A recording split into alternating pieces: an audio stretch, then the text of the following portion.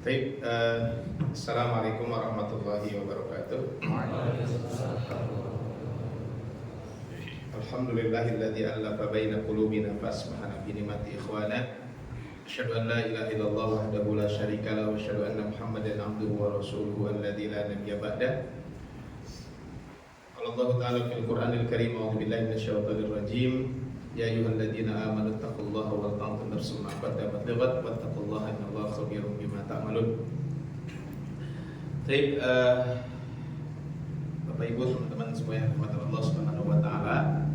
Alhamdulillah di hari ini kita semuanya bisa bersilaturahim di masjid ini dalam keadaan sehat walafiat, dan insyaallah di hari ini atau di sore hari ini kita semuanya akan sama-sama membahas tentang satu bab yang disampaikan oleh para ulama, gitu ya, kaitan dengan bab ini adalah kaitan dengan bab sholat. Nah, di pertemuan sebelumnya kita membahas tentang sholat itu kan dimulai dari sholat itu dengan berbagai macam permasalahan sholatnya, dan hari ini mungkin kita coba akan bahas, gitu ya, kaitan dengan sholat ini. Coba kita akan membahas tentang apa yang disebut dengan sholat sunnah, ya, karena kemarin kita membahas tentang sholat wajib, kemudian kita juga di pertemuan sebelumnya kita juga membahas tentang mati.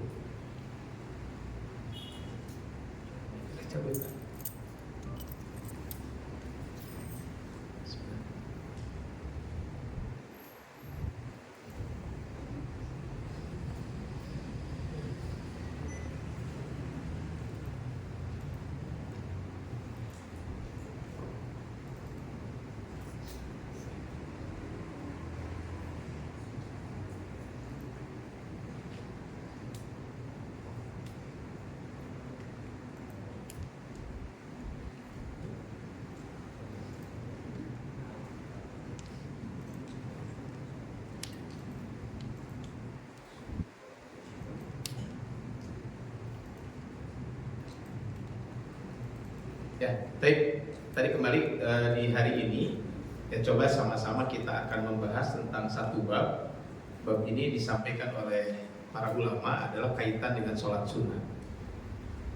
Nah, memang para ulama kadang membedakan, gitu ya, kaitan dengan sholat sunnah itu dengan beberapa istilah. Tapi istilah ini sebenarnya sama saja kaitan dengan sholat sunnah.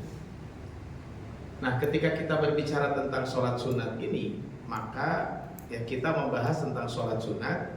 Maka ketika kita membahas tentang sholat sunat ini, maka kita akan bahas, ya, ketika kita berbicara tentang apa, tentang sholat sunat yang kita bahas ini adalah kaitan dengan dua poin dulu yang saya bahas. Sebelum nanti kita bisa buka sesi tanya jawab, kemudian kita lanjutkan pembahasan ini. Yaitu yang pertama adalah kalau kita berbicara tentang sholat sunat, maka yang pertama yang kita sampaikan adalah tentang keutamaan sholat sunat itu sendiri. Jadi yang pertama kali kita sampaikan adalah kaitan dengan keutamaan sholat sunat itu sendiri. Nah, kira-kira apa sih keutamaan sholat sunat ini? Nah, minimal di sini ada 7 keutamaan sholat sunat. Ya, jadi ada 7 keutamaan sholat sunat. Ya. Yang pertama adalah kalau kita berbicara tentang sholat sunat ini, maka yang pertama adalah keutamaan pertama tentang sholat sunat itu adalah bahwa sholat sunat ini akan, ya, menutupi, ya, kekurangan sholat wajib kita. Jadi ini adalah yang pertama. Jadi ketika ada seseorang yang melaksanakan sholat sunat, maka sholat sunat yang dilakukan itu sholat sunat tersebut akan menutupi atau akan melengkapi kekurangan sholat wajib kita. Nah, Bapak Allah Subhanahu wa taala, kalau kita berbicara tentang sholat sunat ini, ya, jadi kalau kita berbicara tentang berbicara tentang sholat sunat ini, maka apa? Maka sholat wajib yang kita lakukan. Jadi kalau kita melaksanakan sholat wajib yang dilakukan sehari semalam itu mungkin banyak kekurangannya. Kadang mungkin gak khusyuk, ya. Makanya ada anekdot katanya kalau kehilangan jarum carinya di mana? ketika sholat gitu ya. So, teman-teman tadi ketika sholat mikirin apa tadi? Sekarang tanggal berapa? 31 ya? Gaji hasil tanggal berapa? Udah lewat? Udah lewat tanggal berapa? 25? Ini tanggal 31, tanggal 25 masih lama. Kan mungkin saja kan ketika sedang sholat. Nah, makanya dalam rangka tadi bisa jadi kurang khusyuk atau hal-hal yang sunnah kurang dilaksanakan, maka sholat sunat inilah yang akan menutupi hal-hal kesunahan yang tertinggal tersebut. Jadi, tapi dengan sholat ini jangan beranggapan begini. Kalau gitu tidak tapi tidak boleh beranggapan kalau tidak sholat sunat maka sholat wajib tertinggal bisa ditambah dengan sholat sunat. Bukan itu. Tapi maksudnya adalah sholat sunat ini akan mengurangi kekurangan sholat wajib kita.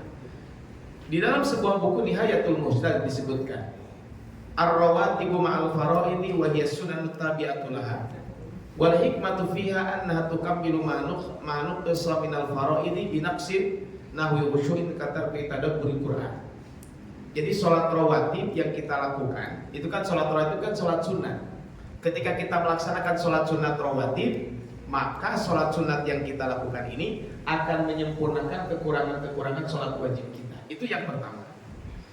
Di dalam sebuah hadis Rasulullah SAW menyampaikan, Inna awwala ma yuhasabu bihil abdu yaumal qiyamati min amalihi sholat. Amalan yang pertama kali akan dihitung, amalan yang pertama kali akan dihisab oleh Allah itu adalah sholat.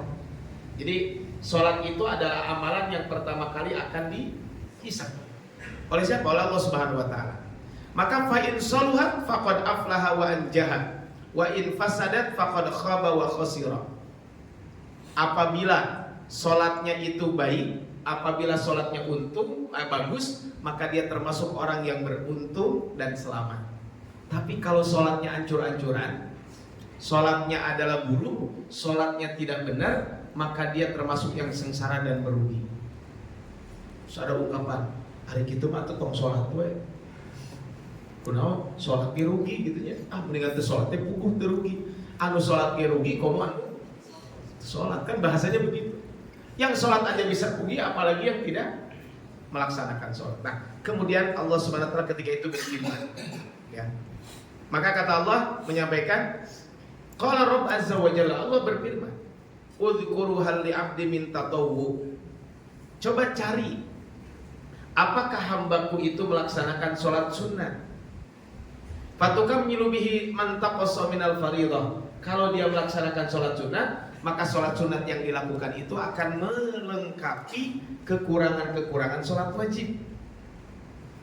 Kemudian apa? Summa yakunu sa'iru amalihi ala dzalik. Kemudian seluruh amal pun akan dilakukan seperti itu. Maksudnya begini, kalau kita puasa kita belum sempurna, maka sempurnakan dengan sholat dengan puasa sunnah. Itu maksudnya ya.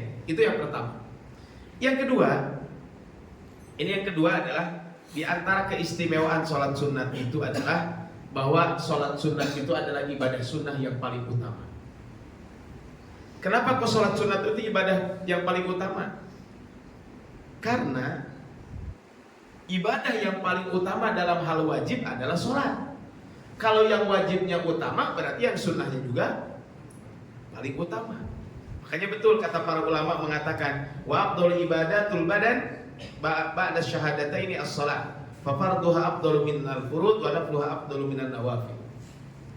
Jadi kata para ulama mengatakan begini. Ibadah itu kan ada ibadah badan, ada ibadah harta. Ada juga penggabungan antara ibadah badan dan harta. Ibadah badan sholat, itu badan. Puasa, itu ibadah badan semua. Kalau ibadah harta, zakat, sedekah. Tapi ada penggabungan antara ibadah badan dengan ibadah harta. Contohnya apa? Haji dan umroh. Haji dan umroh itu perpaduan antara ibadah badan dengan ibadah harta. Nah, ibadah badan yang paling utama itu adalah ibadah sholat. Berarti sholat itu adalah paling utama dari sisi wajib, dan tentu di antara yang sunnah juga adalah paling utama. Itu yang kedua. Yang ketiga yang disampaikan oleh para ulama itu adalah berdasarkan hadis Nabi. Keutamaan sholat sunat itu adalah, ya kalau kita berbicara tentang keutamaan sholat sunat itu adalah yang ketiga adalah bahwa sholat sunnah yang kita lakukan itu bisa menemani Nabi di surga. Jadi teman-teman semuanya, dalam sebuah hadis Rasul itu punya orang namanya Robi'ah. Tapi Robi'ah ini jangan disebut perempuan ya. Kalau di Indonesia mungkin Robi'ah itu nama perempuan, tapi kalau di Arab Robi'ah itu adalah, ini maksudnya Robi'ah laki-laki. Sama seperti dulu Rasul ketika berniaga berjualan dengan siapa? Ketika ke Habasyah, ketika ke Syam, ketika jualan dengan Sayyidah dagangan punya Sayyidah Khadijah dengan siapa? Ada yang tahu? Maisarah. Hari Maisarah itu laki-laki atau perempuan? Ya, laki-laki. Kalau di Indonesia mah Maisarah itu perempuan ya. Saya tuh dulu berpikir ketika masih kecil dulu SD SMP gitu, kok Rasul berniaga dengan perempuan gitu. Ternyata Maisarah itu adalah laki-laki. Ya mangga lah dari nama mah bebas ya. Tidak ada nama laki-laki nama perempuan, cuma di Kitawe gitu ya biar gampang aja ya, nama laki-laki ada nama perempuan ya. Ya bisa nanti punya anak perempuan dinamakan laki-laki mangga. Di Indonesia contoh punya anak laki-laki dinamakan Maisarah mangga. Cuman kan di Indonesia Maisarah mah perempuan ya. Tapi nah, terus kalau kasih nama anak, kata para ulama, carilah nama yang paling baik. Nama yang paling baik itu adalah namanya para nabi. Ya kalau enggak nama orang-orang soleh, ya silahkan aja ya ngasih nama mah jangan sungkan-sungkan. Nama berikan nama yang terbaik. Tapi kalau kasih nama yang terbaik jangan sampai nama itu pada bahasa Arab jadi baik. Kampung saya itu ada namanya Hamim ya. Kan Hamim itu nama neraka ya. Jadi nama orang nama neraka. Ya secara hukum sih boleh-boleh aja, cuman kan ya janganlah. Nah, tapi Rasul itu punya Rasulullah SAW itu punya apa? Beliau ini punya pelayan. Pelayan itu namanya Robi'ah. Di sini Robi'ah. Nah, Robi'ah ini kalau dalam sejarah disebutkan Robi'ah ini setiap hari melayani Rasul sallallahu alaihi wasallam.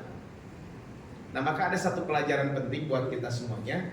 Kalau kita dibantu oleh orang, jangan lupa mendoakan orang tersebut. Jadi kalau kita dibantu orang, jangan lupa kita membalas kebaikan orang itu minimal dengan doa. Jadi minimal dengan doa. Dalam sebuah hadis, kalau kamu diberikan kebaikan oleh seseorang, dibantu dan sebagainya, fakafi'uhu, maka balaslah kebaikan tersebut. Walaupun orang yang melakukan kebaikan itu tidak mau dibalas. Kalau tidak mampu membalas secara finansial, balaslah dengan doa. Minimal ucapan jazakallahu khairan. Jadi nanti jangan lupa ya. Jadi kalau antum pas tanggal 1 gitu di WA sama siapa? Kalau tanggal 1 suka di WA dulu nggak? Kalau gajian suka di WA dulu nggak? Enggak, langsung dicek mandiri ya. Tanpa di WA udah tahu semua ya. Kira perlu di WA ulang. Ya nggak apa-apa kalau antum contohnya ke HRD-nya atau ke siapalah gitu ya. Antum ucapan jazakumullahu khairan ya. Terima kasih, semoga harta saya jadi berkah, dari bertambah ya. Mudah-mudahan bulan depan gajinya jadi nambah gitu ya.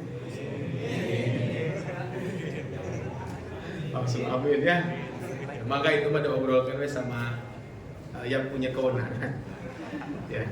Qala beliau berkata, qala Nabi sallallahu alaihi wasallam bersabda. Kata Rasulullah, sal wahai Robi'ah, sok kamu mau minta apa? Bahasa kita begitu. Silakan kamu meminta. Apa coba kata Robi'ah? As'aluka murafaqataka fil jannah. Ya Rasul, saya minta kepada engkau supaya saya bisa menemani engkau di surga. Itu permintaannya. Jadi permintaannya ringan atau berat? Berat sebenarnya ya. Tapi kan tidak ada yang mustahil. Jadi ya Allah, ya Rasul tolong doakan saya supaya saya bisa menemani engkau di surga. Kira-kira bapak-bapak, teman-teman semuanya, kalau ada Presiden Prabowo ke sini berkunjung ke Tapio, kira-kira mau minta apa?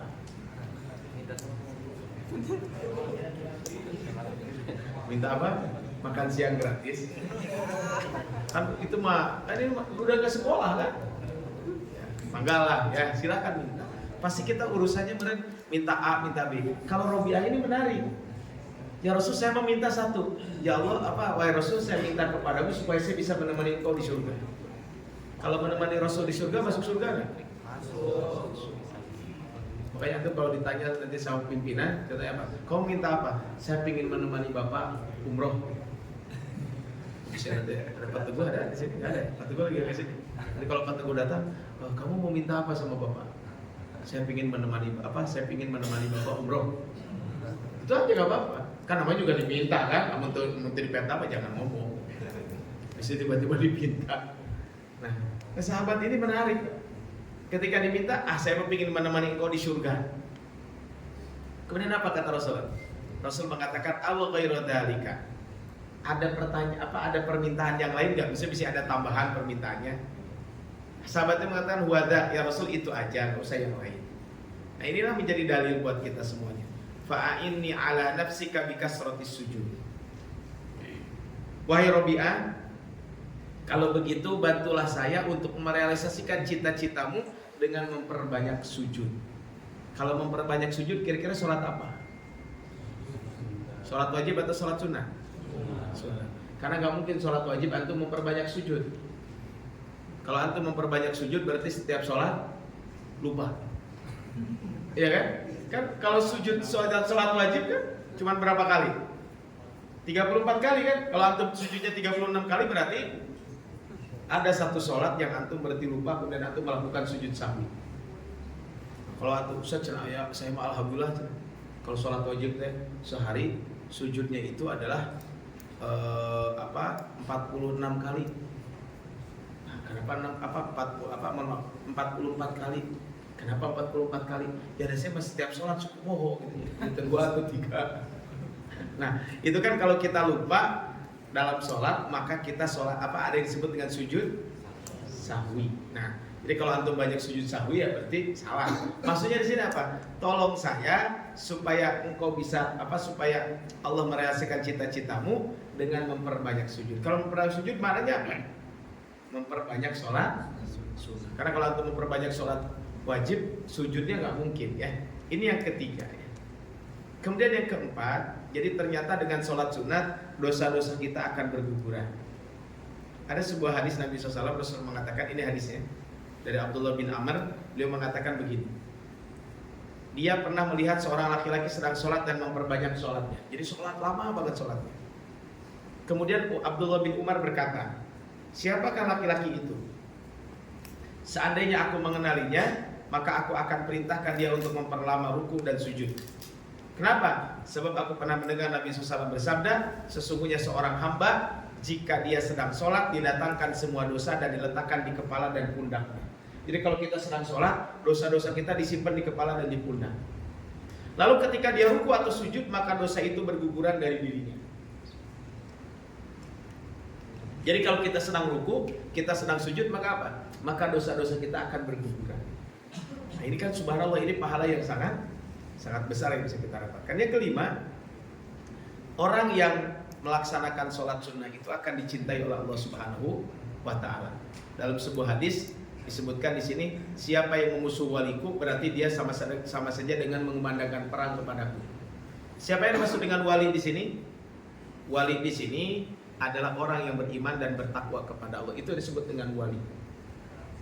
Kemudian ya, wala yazalu abdi yataqarrabu ilayya bin nawafil. Mohon maaf. Apa disebutkan dalam hadis ini? Wa ma taqarraba ilayya abdi bi syai'in ahabba ilayya mimma aftaratu alaihi. Dan seorang hamba di sini, tidaklah seorang hamba bertakarub kepadaku lebih aku sukai daripada mengerjakan amalan wajib. Jadi amalan wajib itu amalan yang harus kita dahulukan. Jadi kalau antum membaca Quran, kalau antum sedang baca Quran, iqomah sudah dikumandangkan, apa yang kita lakukan? Sholat, jangan antum baca Quran. Punten ya, kalau sedang khutbah Jumat, antum kalau sedang khutbah Jumat, mendengarkan khutbah Jumat, maka yang wajib itu mendengarkan Jumat, bukan baca Quran. Kadang suka ada buka handphone baca Quran, atau apalagi naudzubillah min dzalik ke sholat Jumat main Mobile Legend. Itu hati-hati. Kata Rasulullah, "Idza kunta man masal haso faqad lagha." Siapa yang memainkan kerikil ketika sedang Jumat, maka sungguh dia telah lalai. Kira-kira kalau sekarang di masjid ada kerikil nggak? Nggak ada. Yang adanya handphone. Jadi kalau antum sedang Jumat nge-WA orang gitu ya, atau mainin handphone, itu faqad lagha. Sungguh engkau telah lalu. Kan di beberapa masjid kalau sebelum khutbah suka ada yang naik ya. Sebelum khotib naik mimbar kan suka ada yang ayyuhal hadirun kan begitu. Ruya an Abi Hurairah radhiyallahu anhu qala Rasulullah Rasulullah bersabda, "Idza qulta li sahibi wal imamu yakhthub faqad laghaw wa man laghaw fala jum'atalah ansitu asmi'u rahimakumullah," kan begitu. Jadi beliau membacakan hadis Nabi, apabila kamu berbicara kepada saudaramu diam, sedangkan kamu sedang khutbah, sedangkan khatib sedang khutbah di mimbar, maka faqad laghaw, sungguh dia telah laghaw. Laghaw itu apa? Lalai. Dan disebutkan dalam hadis paman laghaw fala jum'atalah. Siapa yang lalai maka tidak ada pahala Jumat buat dia. Ini hati-hati. Ya, ini saya sering menemukan, termasuk punten ya. Kalau pas lagi sholat taraweh gitu ya, kan suka ada kultum. Memang betul di bulan Ramadan itu perbanyak baca Quran. Tapi kalau sedang kultum jangan main HP. Kenapa? Karena ketika sedang kultum kewajiban kita apa? Mendengarkan. Tadi kan disampaikan adab menuntut ilmu dan lain sebagainya. Saya kira udah berapa puluh kali itu dibacakan adab. Ada 20 kali lebih ya. Saya aja udah pertemuan ini sholat yang kelima. Sebelumnya sekitar saya udah pertemuan mungkin ke-8 apa ke-berapa. Nah, ini adalah etika. Nah, jadi siapa yang musi waliku maka aku akan perangi. Tidaklah seorang hamba bertakarub kepadaku lebih aku sukai daripada aku wajibkan kepada. Jadi yang dahulukan sholat wajib. Yang kedua kan amalan wajib. Antum sedang bekerja sholat duha, maka antum tidak boleh meninggalkan pekerjaan Tidak boleh meninggalkan pekerjaan untuk melaksanakan sholat duha kecuali izin pimpinan. Duha sunnah betul. Tapi kalau antum sedang kerja sholat duha berarti antum meninggalkan kewajiban. Tapi antum izin dulu boleh. Saya yakin kalau antum sholat duha diizinkan. Asal jangan modus. Gimana modus teh? Sengaja orang kerja gitu ya, sholat duha gitu ya.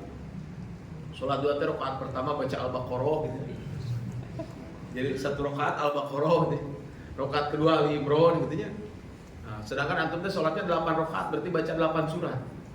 Al-Baqarah, Ali Imran, ya, itu rakaat 1 dan 2, 3 dan 4 An-Nisa dengan Al-Maidah.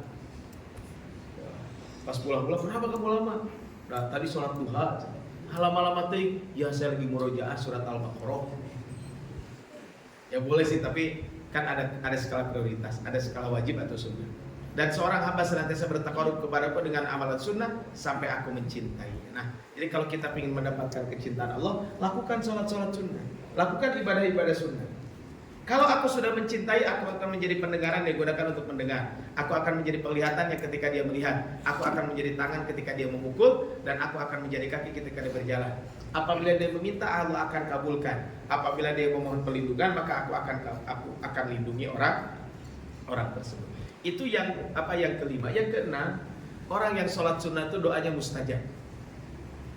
Dalam sebuah hadis Rasulullah menyampaikan, ini hadisnya tadi, apabila dia meminta, ya, apabila dia meminta saya aku akan berikan, dan apabila dia berdoa maka aku akan kabulkan. Itu yang keenam. Yang ketujuh, derajat diangkat di sisi Allah Subhanahu wa taala. Dari Ma'dan bin Abi Thalhah Al-Ya'mari. Ini perawinya Ma'dan. Kata Ma'dan, saya pernah bertemu dengan Sauban. Yang mana Sauban ini adalah mantan budaknya Rasulullah. Fakultu, kemudian saya berkata kepada Sauban, akhbirni bi amalin a'maluhu yudkhiluni bihi yudkhilullahu bihi al-jannah. Ajarkan kepada saya satu amalan yang dengan amalan itu akan menyebabkan aku masuk surga. Qala au qultu bi ahabbil a'mali ila Allah fasakat. Summa sa'atu fasakat. Jadi ketika ditanya enggak jawab. Pertama dijawab, enggak jawab. Yang kedua enggak jawab. Yang ketiga baru jawab. Amalan apa yang paling dicintai Allah? Kemudian kata Sauban, kamu bertanya kepadaku tentang suatu hal yang penting, tapi itu adalah lebih penting buat kamu. Maka kata Rasulullah, alika bika salatis sujud, hendaklah kamu memperbanyak sujud. Fa innaka la tasjudu lillahi sajdatan, karena tidaklah kamu sujud satu kali saja, kecuali Allah akan angkat derajat dan Allah akan ampuni dosa-dosa. Ini adalah kalau kita melaksanakan ibadah sholat sunat. Jadi saya ulangi ya di sini. Kalau kita berbicara tentang sholat sunat ini, apa keutamaannya? Keutamaannya ada 7. 1, menutup kekurangan sholat wajib kita. Yang kedua, ibadah sunnah paling utama. Yang ketiga, menemani Nabi di surga. Yang keempat, dosa berguguran ketika ruku dan sujud. Dicintai Allah, doa mustajab, dan derajat diangkat di sisi Allah Subhanahu wa ta'ala. Tapi ada pertanyaan nggak? Kita buka sesi pertanyaan dulu, mungkin 5 pertanyaan. Mungkin nanti sebelum itu saya akan lanjutkan. Maka sesi pertanyaan yang di WA dulu, Ustaz. boleh, maka. Ngeri aja tuh. Ini ada beberapa pertanyaan yang ditanyakan pekan lalu, Ustaz. Ya boleh, yang pekan lalu belum terjawab ya. Yang pertama, bagaimana jika ada orang yang bermakmum sementara kita sholat dalam keadaan masbuk atau melanjutkan rakaat yang kurang setelah imam salam? Sementara yang saya ketahui bahwa tidak boleh orang yang masbuk diangkat jadi imam. Pertanyaan yang kedua, tadi dikatakan bahwa kita bisa bersedekah sholat jamaah untuk menjadi makmum. Lalu bagaimana niatnya? Dan bisakah kita bersedekah sholat jamaah menjadi imam? Yang ketiga, Gimana? tadi dikatakan bahwa kita bisa bersedekah sholat jamaah untuk menjadi makmum. Lalu bagaimana niatnya? Dan bisakah kita bersedekah sholat jamaah menjadi imam? Ya. Yang ketiga, dalam kajian fikih biasanya sering dikatakan menurut pendapat para ulama atau sebagian ulama. Yang jadi pertanyaan, ulama di zaman mana atau siapa yang patut kita ikuti? Dan bagaimana kriteria ulama yang sebenarnya agar kita tidak salah dalam mengikuti suatu fatwa? Karena di zaman sekarang banyak orang-orang yang mengaku atau mengklaim ulama. Yang keempat, bagaimana batasan menangis di dalam sholat karena memahami ayat yang dibaca? Yang kelima, apakah orang yang cadel bisa menjadi imam? Bagaimana dengan Nabi Musa? Karena setahu saya Nabi Musa cadel gitu. Itu saja 5 pertanyaan. Ya. Ya, baik, ini ada beberapa pertanyaan menarik ya.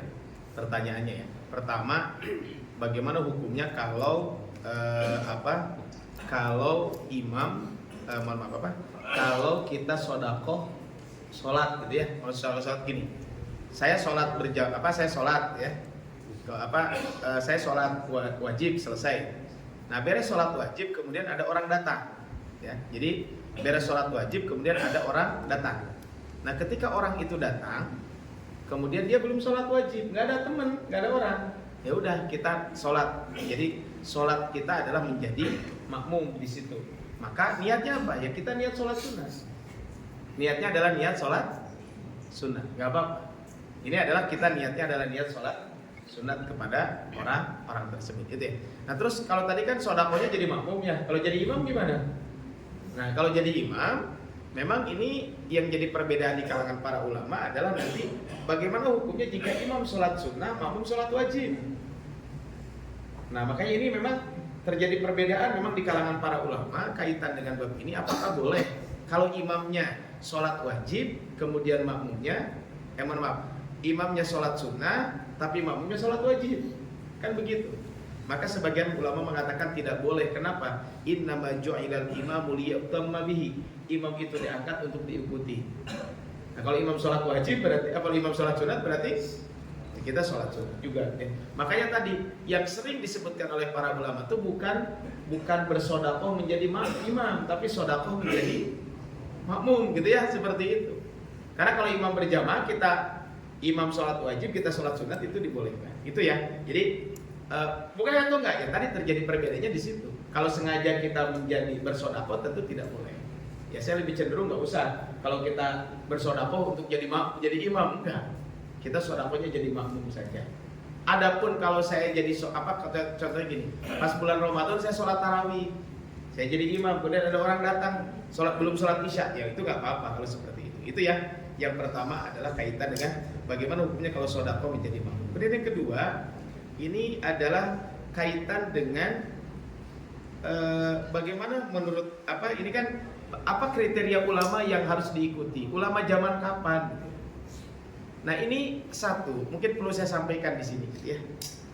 Perlu saya sampaikan di sini adalah masih ada anggapan di kalangan sebagian orang. Masih ada anggapan di sebagian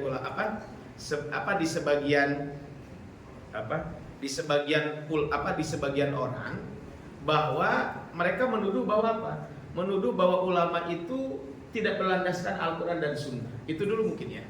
Tapi sebelum saya bahas tentang itu, kira-kira syarat ulama itu apa?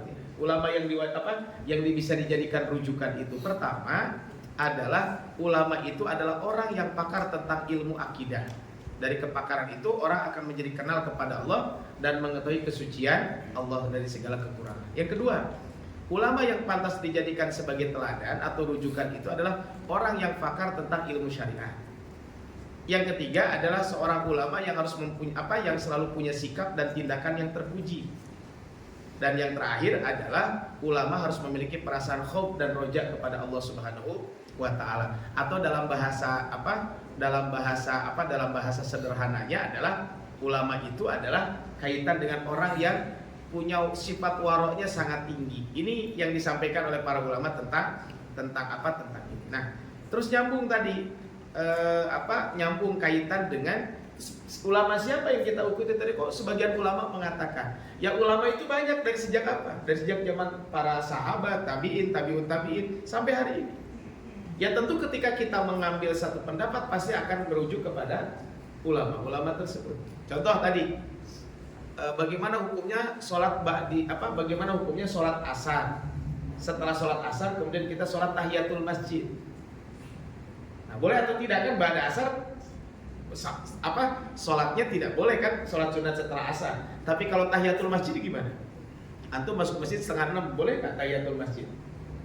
Maka para ulama kita mengatakan boleh-boleh saja. Walaupun ulama lain mengatakan tidak boleh. Siapa? Ulama itu bisa sahabat, tabi'in, tabi'ut tabi'in, termasuk juga sampai hari ini ulama-ulama kontemporer yang disebutkan ulama-ulama juga kaitan dengan ini. Nah tentu kalau kita berbicara tentang tadi ya, kaitan dengan ulama ini, tentu ulama seperti apa mungkin yang kontemporer harus kita ikuti. Karena kan mungkin kita keterbatasan kita membaca buku-buku para ulama yang begitu banyak. Maka salah satunya adalah ulama yang punya warok, punya kehati-hatian yang sangat tinggi. Nah, sekarang kita kembali ke sini. Ada sebagian orang yang menuduh katanya ulama fikih mereka bukan ulama. Kenapa? Karena mereka tidak mengambil dalil sebagainya. Udahlah, mereka kan manusia, bisa salah, bisa benar. Nah, bagaimana menjawab tuduhan-tuduhan ini? Yang pertama adalah teman-teman semuanya, ini perlu saya sampaikan di awal ya. Maksudnya di hari ini gitu ya. Bahwa ada ungkapan mengatakan begini, fikih itu memalingkan kita dari Al-Quran dan Sunnah. Jadi seolah-olah marilah kita kembali kepada Al-Quran dan Sunnah. Ungkapan itu tidak salah, tapi juga tidak benar 100%. Jadi seolah-olah kalau kita kembali kepada Al-Quran dan Sunnah berarti tidak boleh mengambil pendapat para ulama. Sedangkan ulama itu siapa? Innama yakhsyallaha min ibadihil ulama. Ulama itu adalah orang yang takut kepada Allah. Itu ya. Nah, sekarang ada ungkapan, udah kita kembali kepada Al-Quran dan Sunnah, gak usah kembali kepada para ulama. Sekarang ada ungkapan begini, kamu mau mengambil pendapat Quran, kamu mau mengambil dalil Quran atau pendapat ulama? Jadi seolah-olah ulama itu tidak berlandaskan kepada Al-Quran dan Sunnah. Ingat gak waktu awal saya menyampaikan kajian di sini? Yang ini, yang waktu itu saya pernah sampaikan kaitan dengan Yang ketika itu saya sampaikan kaitan dengan bagaimana sih ketika kita pingin mengetahui tentang tentang proses penetapan sebuah hukum. Kan pernah saya sampaikan waktu itu. Ini yang proses penetapan sebuah hukum. Nah, ketika kita berbicara tentang proses penetapan sebuah hukum ini, ya, keluar. Kalau kita berbicara tentang proses penetapan sebuah hukum, maka kalau teman-teman membahas tentang tadi proses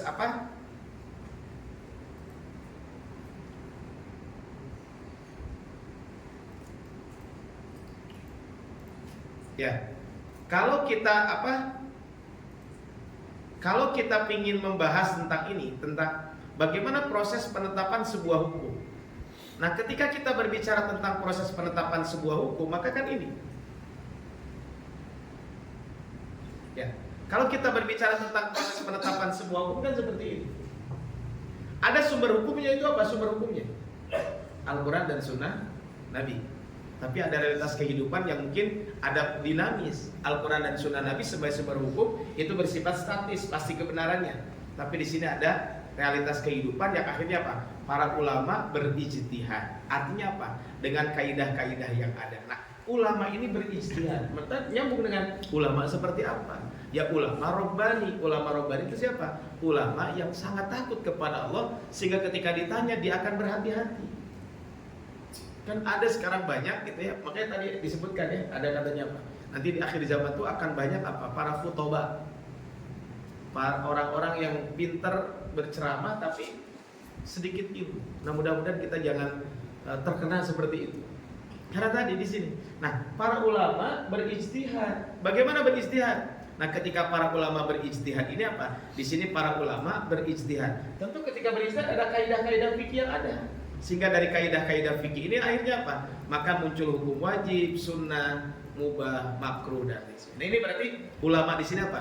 Ulama yang tentu punya kaidah-kaidah dalam berijtihad. Dia paham ilmu ini, paham ilmu itu dan lain sebagainya. Ini adalah kalau kita berbicara tentang apa? Tentang ini gitu ya. Nah, tapi saya akan kembali ke sini ya. Kembali ke apa yang tadi kita sampaikan.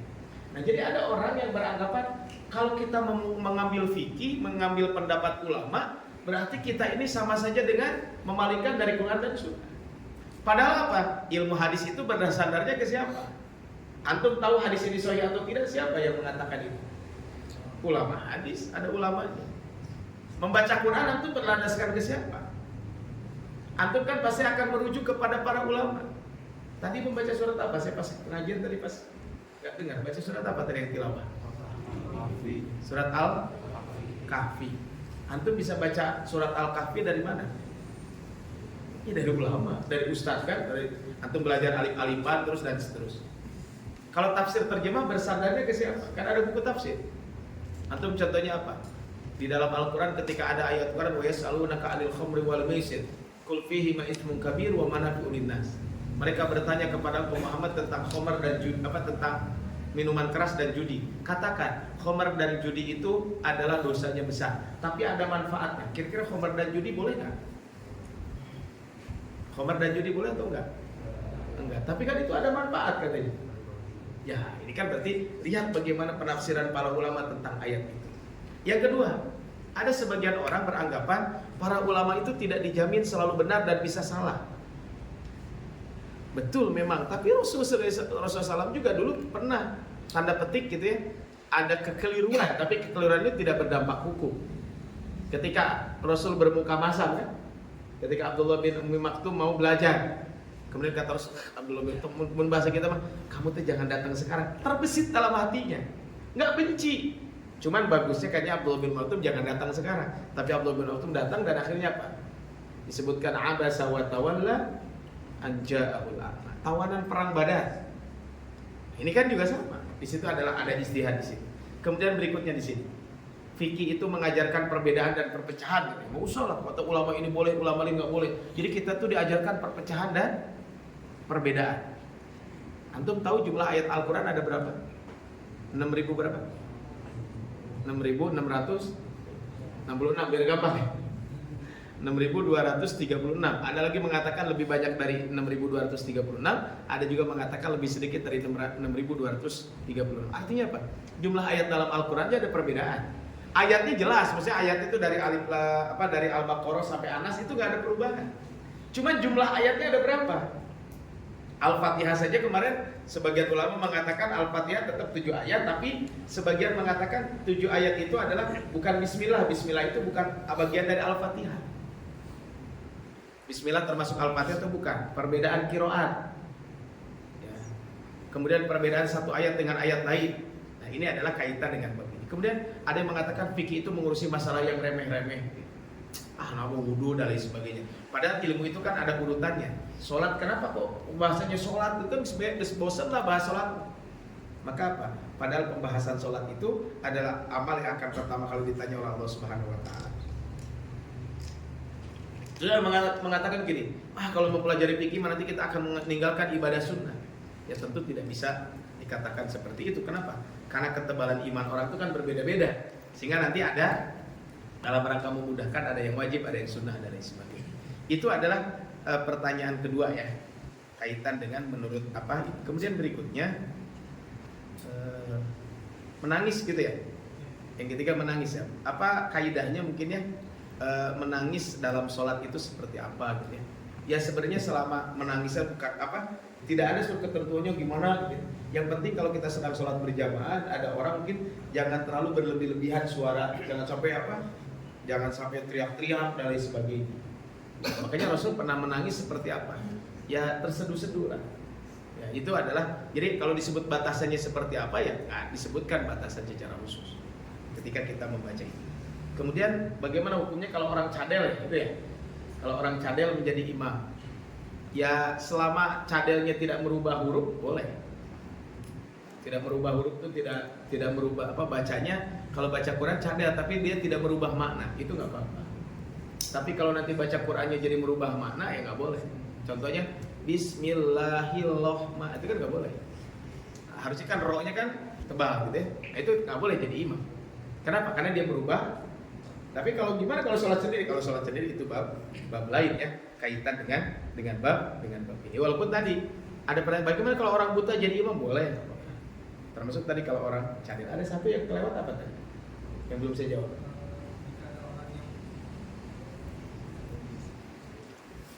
Jika ada orang yang bermakmum sementara kita sholat dalam keadaan masbuk. Oh iya, itu yang pertama tadi ya. Bagaimana hukumnya kalau kita sedang masbuk kemudian ada orang yang berimam kepada kita? Jadi hukumnya makmum masbuk yang menjadi imam boleh baik dalam sholat sunat maupun sholat wajib. Kenapa? Karena apa? Karena yang diikuti adalah imam dan jumlahnya lebih banyak daripada sholat munfarid. Makmum masbuk adalah makmum yang terlambat dan tidak bisa mengikuti gerakan imam secara sempurna dari awal sholat. Untuk menyempurnakan sholat yang terlewat, makmum masbuk harus bangkit berdiri setelah imam salam dan menyelesaikan rakaat yang kurang. Nah ini adalah sebenarnya boleh-boleh saja gitu ya. Kalau hukum makmum masbuk yang menjadi imam ya boleh-boleh aja sebenarnya. Tapi tadi lebih utama kalau kita beres sholat berjamaah kemudian kita ada teman, jangan bermakmum ke yang masbuk, tapi makmumnya kemana? Makmum buat jemaah sendiri aja. Jadi gini, gelombang pertama sudah selesai. Nah udah tuh buat aja gelombang kedua, tapi pastikan dulu gelombang pertama salam. Setelah gelombang pertama salam baru kita untuk menjadi sholat sendiri gitu ya. Itu mungkin yang ada pertanyaan pekan kemarin atau udah habis? Maka yang pertanyaan pekan kemarin dulu. Selebihnya pertanyaan baru sih. Oh, tapi kalau gitu saya bahas dulu, nanti kita buka sesi tanya jawab ya. Tapi sekarang kita bahas kaitan dengan tadi kan kita sudah membahas tentang keutamaan sholat sunnah. Nah sekarang kita akan bahas macam-macam sholat sunnah. Nah kalau kita berbicara tentang sholat sunnah, sholat sunnah itu kan kalau kita bahas satu ya, ada sholat sunnah ini adalah klasifikasi kaitan dengan sholat sunnah itu dari sisi mutlak dan muqayyad. Jadi mutlak dan muqayyad itu gimana? Mutlak itu adalah di sini sholat sunat mutlak itu adalah sholat sunat. Ya, kalau kita berbicara tentang sholat sunat mutlak adalah sholat sunat yang tidak terikat dengan waktu dan sebab.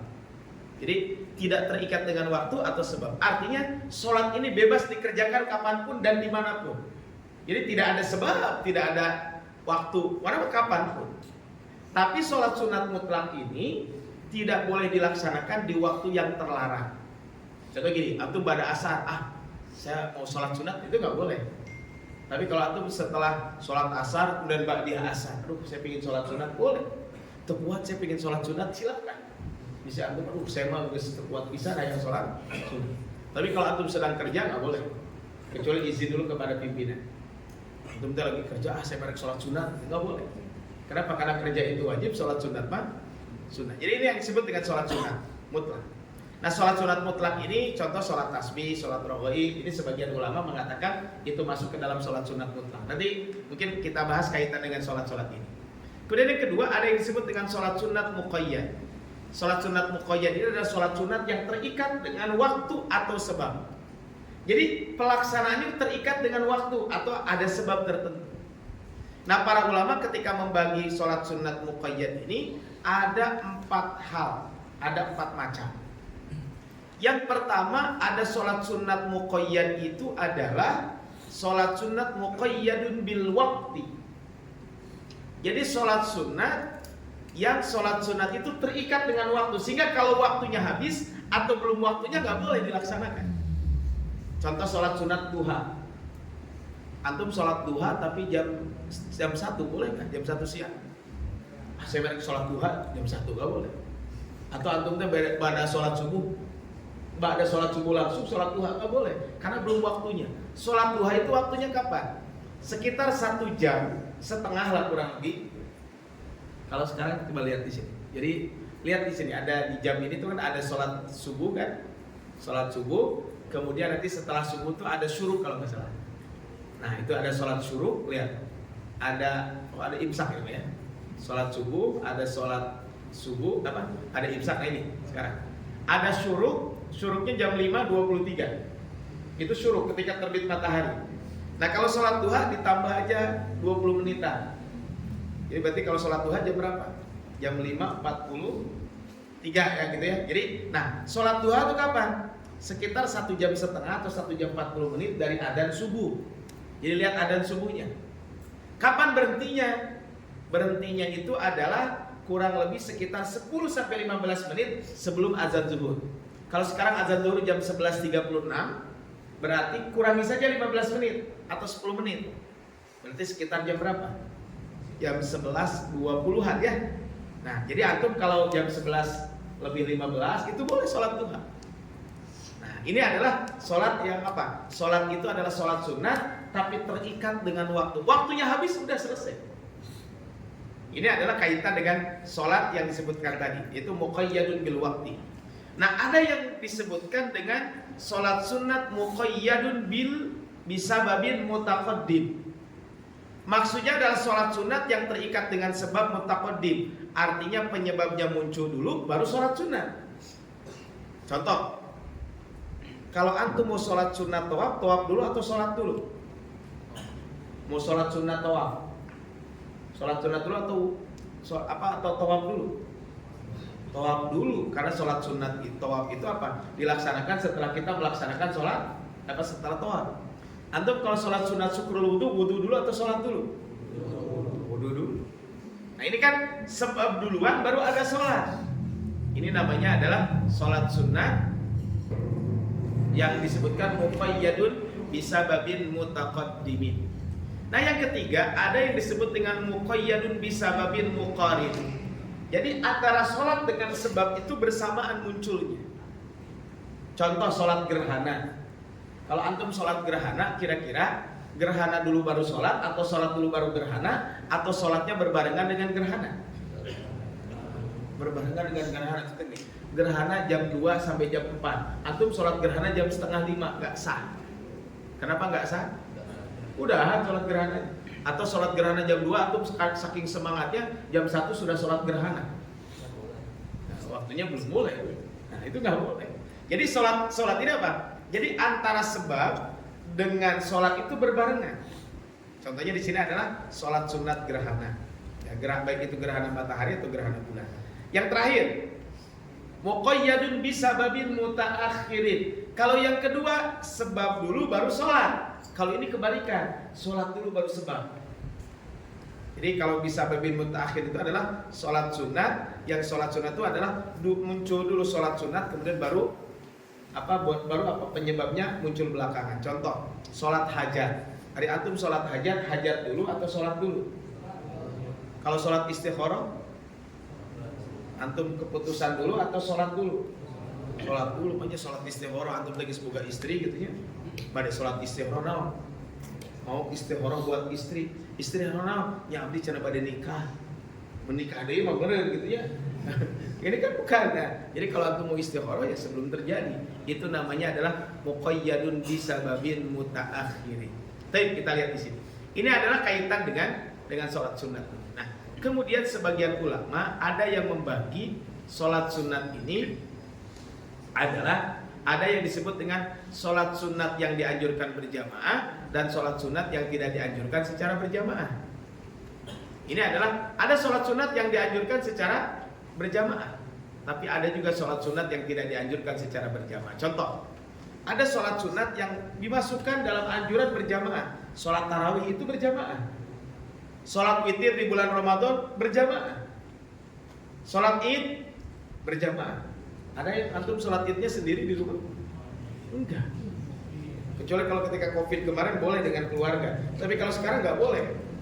Sholat istisqa meminta hujan. Saya bareng sholat istisqa sendiri. itu asal belum pernah lihat saya sholat istisqa sendiri.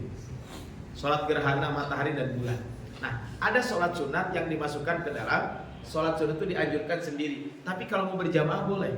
Sama tadi, sholat yang disebutkan tadi itu dianjurkan berjamaah. Tapi kalau mau sholat sendiri boleh. Nah, di sini kalau di sini dibalik. Ada sholat sunat yang dianjurkan sendiri, tapi kalau mau berjamaah boleh. Sholat duha boleh nggak berjamaah? Boleh. Antum sholat rawatib bisa mau berjamaah ada? Belum pernah lihat saya sholat rawatib berjamaahnya. Tahiyatul masjid yang pernah lihat tuh sholat duha. Tapi itu biasanya dilakukan oleh anak-anak SD SMP ya. Nah, sholat isyraq, nanti kita bahas sholat isyraq, sholat awabin, sholat tasbih, sholat tahiyat dan sholat taubat. Ini adalah diantara jenis-jenis sholat sunat yang dianjurkan dilaksanakan. Ada yang secara berjamaah, tapi ada juga yang dianjurkan secara sendiri-sendiri. Nah, di sini ada sholat sunat yang disunnahkan berjamaah. Sholat Idul Adha, Idul Fitri, gerhana, istisqa, tarawih itu dianjurkan berjamaah. Adapun selain itu memang dianjurkan sholatnya sendiri, witir, qobliyah subuh, rawatib itu kan berarti qobliyah zuhur, ba'diyah zuhur gitu ya. Sholat duha, tahiyatul masjid itu dianjurkan tidak berjamaah. Tapi kalau antum melaksanakan berjamaah ya boleh-boleh saja. Tapi sholat-sholat tadi tidak dianjurkan dilaksanakan secara berjamaah kaitan dengan apa sholat subuh. Tapi mana ada pertanyaan tadi mungkin kalau mau disampaikan?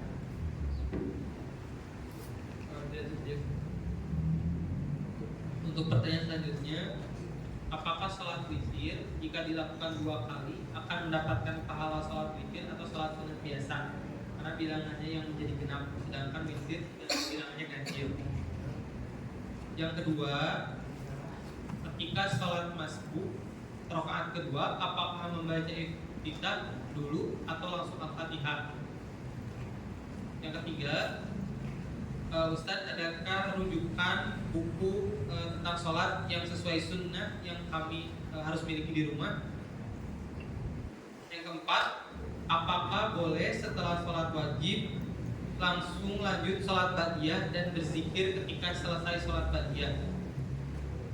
Yang selanjutnya, apakah di mushola yang ada mall atau tempat wisata diberlakukan juga anjuran sholat tahiyatul masjid? Ya, tapi ini menarik ya pembahasannya, diterima ya. Tapi ini yang pertama adalah ini tentang sholat witir. Ini sebenarnya nanti kita akan bahas tentang sholat witir ya. Nah, sholat witir ya. Ini sholat witir. Tapi ini sholat witir. Nah, sholat witir ini kenapa dinamakan witir? Ya, karena dinamakan witir itu karena ganjil. Kalau antum sholat witirnya 2 kali, kira-kira ganjil nggak?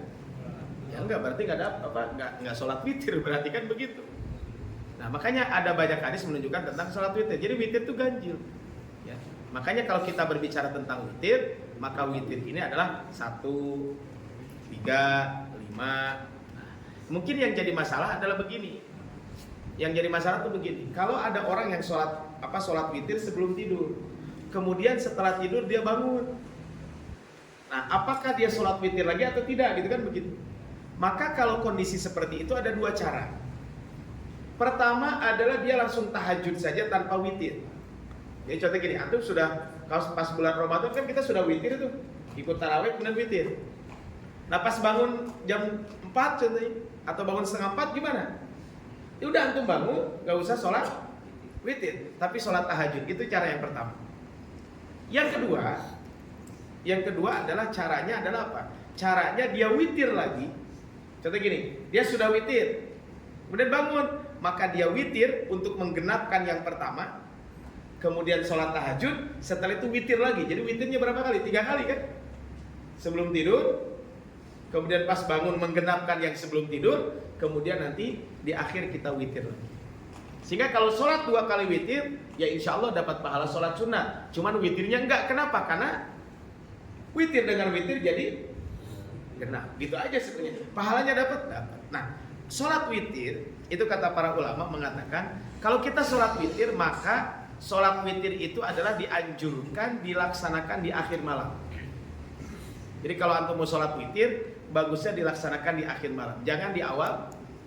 Bukan jangan, lebih utama dilakukan di akhir malam. Tapi kalau antum kemungkinan besar tidak tidur, tidak bangun, maka lebih baik kita dilaksanakan kapan?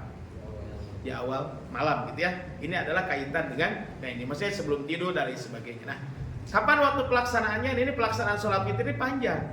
Dari ba'da sholat isya sampai waktu subuh. Jadi sampai adzan subuh. Ya kalau sekarang adzan subuh jam 4 lebih 3, antum bangun jam 4 pas, wudu, kemudian sholat 1 rakaat, maka itu masih dibolehkan witir. Ini adalah kalau kita pelaksanaannya seperti itu, kalau kita berbicara tentang sholat witir itu. Jadi makanya tadi kalau ada orang 2 kali witir, berarti gimana? Ya berarti dia nggak sholat witir, tapi sholat genap. Makanya diakhiri lagi nanti dengan witir. Kata Rasul, tidak ada 2 witir dalam 1 malam. Maksudnya tidak ada 2 witir, karena kalau kita witir 2 kali dalam 1 malam, berarti sholat kita sudah tidak witir lagi, tapi sholat kita menjadi genap. Ini kalau kita berbicara tentang witir yang disebutkan. Itu ya yang pertama. Yang kedua, ini pertanyaannya adalah kalau kita masbuk di rakaat kedua atau masbuk di rakaat ketiga, maka apakah kita baca Fatihah langsung atau baca iftitah? Baca aja iftitah nggak apa-apa. Karena kan kita di rakaat pertama belum baca iftitah. Tapi kalau mau langsung Al-Fatihah pun boleh. Kenapa? Karena membaca iftitah itu termasuk sunnah, bukan satu kewajiban. Ini kaitan dengan ini. Yang ketiga, ada nggak rujukan tentang fikih sholat sesuai sunnah? Jadi begini ya, perlu saya sampaikan, sesuai sunnah ini perlu saya tanya juga sebenarnya. Kalau yang nanyanya tahu, saya tanya, apa yang dimaksud dengan sunnah itu? Itu dulu. Ya saya khawatir yang disebut dengan sunnah itu kalau beda dengan buku itu jadi bid'ah. Itu yang masalahnya. Itu yang tidak boleh. Makanya saya sampaikan ini di awal. Kenapa? Ya, saya sampaikan ini dulu kenapa? Jadi jadi proses ini harus dipahami. Ketika terjadi perbedaan di kalangan para ulama kaitan dengan ini adalah apa? Maka ada nggak landasan para ulama itu Al-Quran dan Sunnah? Pasti ada. Ya kalau tidak ada landasan ya jangan diterima, berarti kan seperti itu. Jadi, nah apa bukunya mungkin yang saya tahu banyak Pak. Contohnya Syekh Utsaimin rahimahullah Syekh Albani rahimahullahu taala, beliau punya buku tentang fikih sholat Nabi.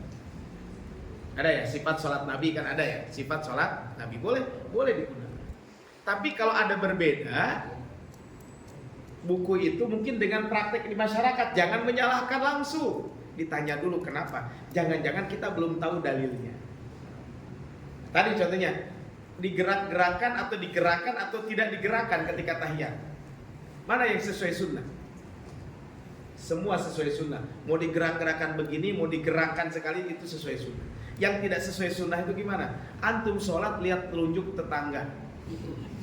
Jadi pas sholat antum lihat telunjuk orang, itu yang nggak sunnah. Iya. Karena kalau antum sholat, kata para ulama mengatakan apa? Sesuai dengan hadis-hadis Nabi, maka apa? Lihat telunjuk kita, jangan lihat telunjuk orang. Kalau kita sholat subuh kunut atau tidak, sunnah bukan? Dua-duanya sunnah. Maksud sunnah itu apa? Dua-duanya sesuai dengan pandangan para ulama, sesuai dengan pemahaman para ulama tentang hadis-hadis yang ada. Bagi ulama yang mengatakan kunut subuh itu tidak ada, ya udah silakan selesai. Tapi bagi yang mengatakan kunut subuh itu ada, ya mangga silakan juga. Ini kan contohnya itu. Makanya contohnya apa? Syekh Albani punya buku namanya Sifat Sholat Nabi. Atau bisa antum merujuk ke buku yang ditulis oleh Said Sabiq. Beliau punya buku namanya apa bukunya? Said Sabiq Fiqhus Sunnah. Di situ memang 5 jilid, ada di jilid awal itu tentang sholat, itu lengkap. Kemudian yang kontemporer itu kan ada juga Dr. Yusuf Al-Qardawi punya buku namanya Fikih Sholat, itu baru beliau tulis sebelum beliau wafat. Ada fikih sholat dan masih banyak yang lainnya gitu ya. Kalau kita berbicara tentang fikih sholat, salah satunya mungkin antum juga bisa baca kalau yang dari Indonesia gitu ya. Contohnya adalah Ustaz Aam juga punya buku tentang sholat. Atau mungkin yang lainnya juga ada. Jadi intinya mah yang sesuai sunnah itu tadi perlu dicek dulu apa yang dimaksud dengan sunnah itu. Jadi jangan sampai antum menganggap sunnah itu apa? Kalau tidak sama dengan buku ini berarti buku yang lain bid'ah gitu. Kalau tidak sama dengan buku ini berarti sesat, jangan dulu. Kenapa? Karena Rasul itu sholat tidak satu kali, berkali-kali kan? Sehingga ada sahabat melihat ini, ada sahabat melihat ini. Contoh, ketika ruku, ketika sujud. Kemarin saya sampaikan di awal, ketika pembahasan tentang sholat. Kalau sujud kedua telapak tangan dulu atau lutut dulu? Kedua telapak tangan atau lutut dulu ketika sujud? Tangan dulu. Ada cung yang tangan dulu? Kalau sujud? Nggak ada di sini tangan dulu. Cuma 2, 3 orang, 4 orang, 5 orang. Yang lutut dulu. Nah, yang nggak ngacung apa dulu? Kepala dulu berarti kan? Nah, yang tidak sesuai sunnah itu yang kepala dulu. Itu maksud saya ya. Jadi kalau buku mah banyak. Nanti ada antum bisa Syekh Albani punya buku. Kemudian Said Sabiq juga punya punya fiqh sunnah. Di situ ada salah satu bab sholat. Dr. Yusuf Al-Qaradawi juga ada. Atau ulama-ulama lain juga banyak yang membahas tentang fikih sholat. Ya, itu mangga lah kalau buku-bukunya. Kemudian ba'da sholat wajib langsung ba'diyah, boleh atau enggak? Kalau bukan asar dan subuh boleh. Enggak boleh. Mohon maaf, kalau asar dan subuh enggak boleh. Tapi kalau zuhur, maghrib, isya silahkan. Jadi kalau mau ba'diyah dulu baru zikir, boleh. Tapi yang utama itu adalah kalau antum beres sholat wajib, bukan ba'diyah, tapi apa? Zikir baru ba'diyah, itu yang sesuai aturan. Tapi kalau antum beres sholat langsung ba'diyah silahkan saja. Itu boleh-boleh saja gitu ya. Itu tidak. Cuman kalau kita mencari keutamaan, maka yang utama itu adalah bukan ba'diyah dulu, tapi berzikir dulu baru setelah itu ba'diyah. Kemudian bagaimana kalau di musola mall apakah tahiyatul masjid? Nah, memang ini tentang pengertian apa sholat musola itu apa. Sebenarnya musola mall itu masjid atau tidak, atau itu memang kita tahiyatul masjid atau tidak, tinggal ditanyakan ke yang punya mall. Apakah itu teh aula atau musola? Kalau itu memang kadang dipakai aula, kadang dipakai gudang, itu kan bukan berarti. Tapi kalau memang sepanjang masa dia dipakai untuk sholat, ya, maka dihukumi adalah itu kita bisa tahiyatul masjid di tempat tersebut. Ya, itu barangkali ya kaitan dengan pertanyaan. Ada yang lain?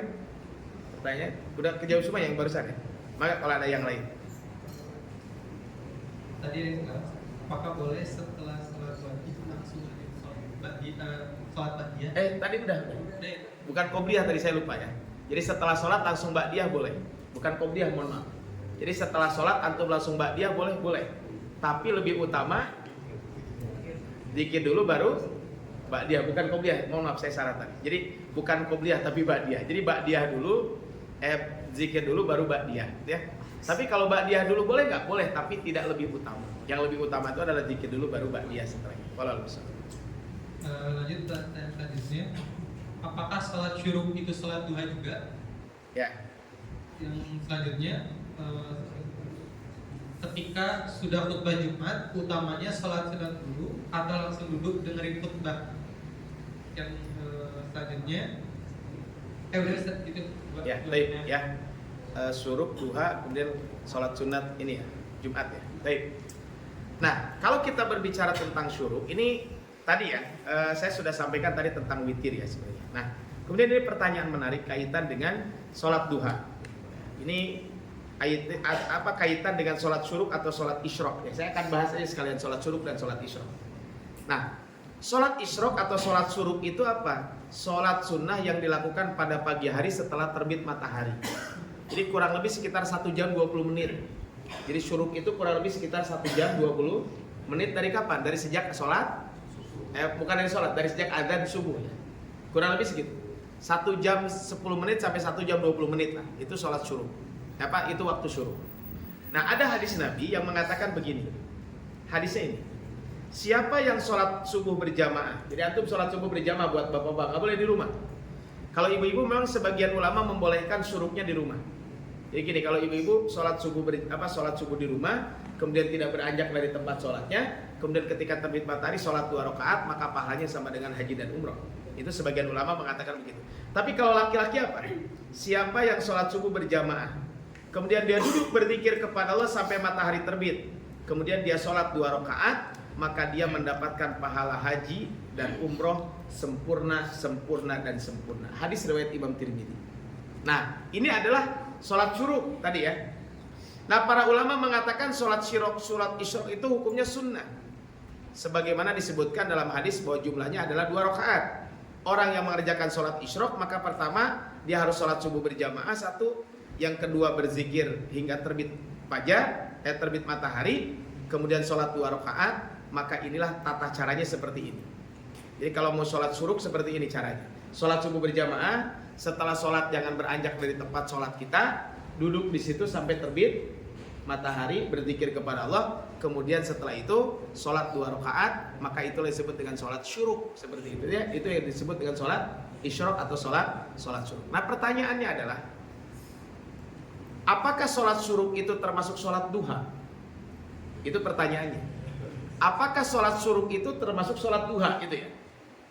Nah memang ada hadis Nabi mengatakan begini, siapa yang sholat subuh berjamaah kemudian duduk sampai yusolli subhatat duha, sampai dia melaksanakan sholat duha di awal waktu. Nah sehingga sebagian ulama mengatakan sholat syuruk itu adalah sholat duha yang dilaksanakan di awal waktu, tapi harus rangkaian tadi, sholat subuh berjamaah, duduk di masjid sampai terbit matahari, kemudian apa? Kemudian dia sholat 2 rakaat. Nah kalau itu kan sholat syuruk, tapi kalau tambah 10 atau 15 menit itu sudah masuk waktu duha. Nah ini sebagian mengatakan sholat syuruk itu adalah sholat duha di awal waktu.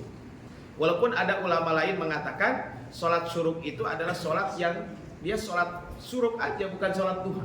Jadi itu adalah 2 sholat yang berbeda. Nah makanya di sini diantaranya Imam Zakaria Al-Ansari atau Imam Nawawi.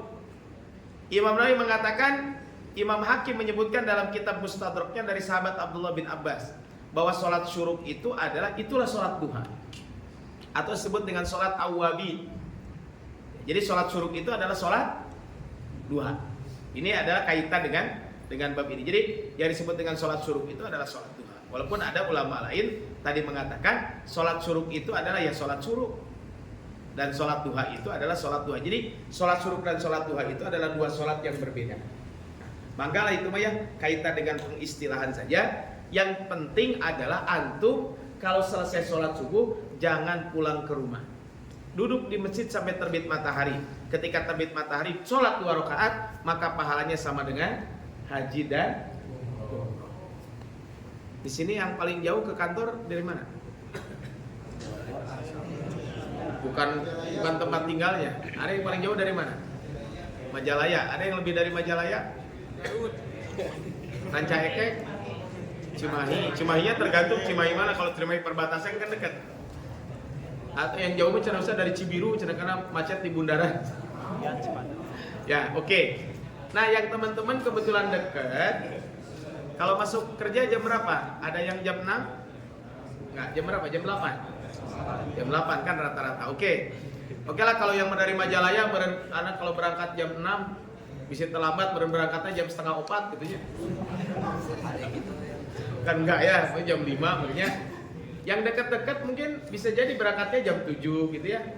Atau mungkin ada yang berangkatnya setengah 8. Sekarang kan subuhnya malam ya. Subuhnya sekarang jam 4 lebih 3. Syuruknya jam berapa? Syuruknya jam 5 lebih 23. Artinya apa? Jadi setengah 6 kurang itu sudah syuruk. Jadi setengah 6 itu, saya kalau ada kajian subuh, kalau biasanya setengah 7 baru beres. Kalau ini setengah 6 udah beres. Atau jam 6 itu maksimal sudah beres. Kenapa? Karena waktu syuruknya kan sekarang cepat gitu. Nah, makanya mungkin teman-teman coba dimaksimalkan. Ya kalau nggak tiap hari atau sepekan sekalinya hari Ahad atau hari Sabtu. Hari Ahad mah libur ya. Ada yang masuk hari Ahad? Nggak kan, hari Ahad libur semua kan? Oke. Minimal antum hari Ahad ikut kajian di masjid. Ba'da subuh itu jangan pulang, ikut kajian di masjid. Secara ada lari bareng, ya udah lari mah nanti lagi aja. Setelah sholat itu kan, si antum runner gitunya, udah kan nggak apa-apa, antum larinya nanti belakangan aja gitu ya. Nah ini kan pahalanya sayang antum. Minimal seminggu sekali lah.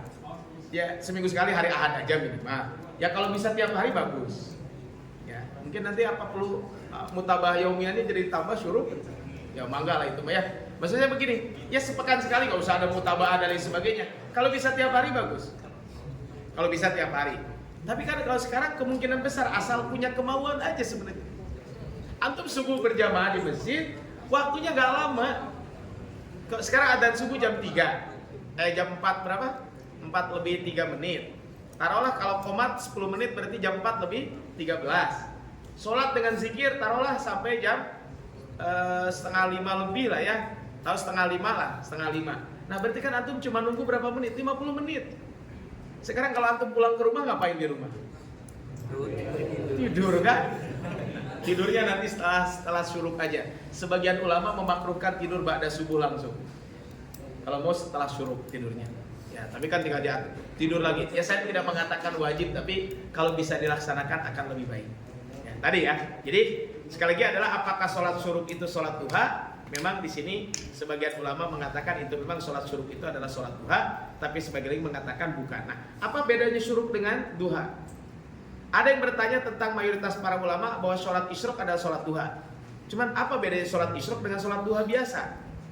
Dari segi tata cara niat atau tata cara pelaksanaan sebetulnya sama.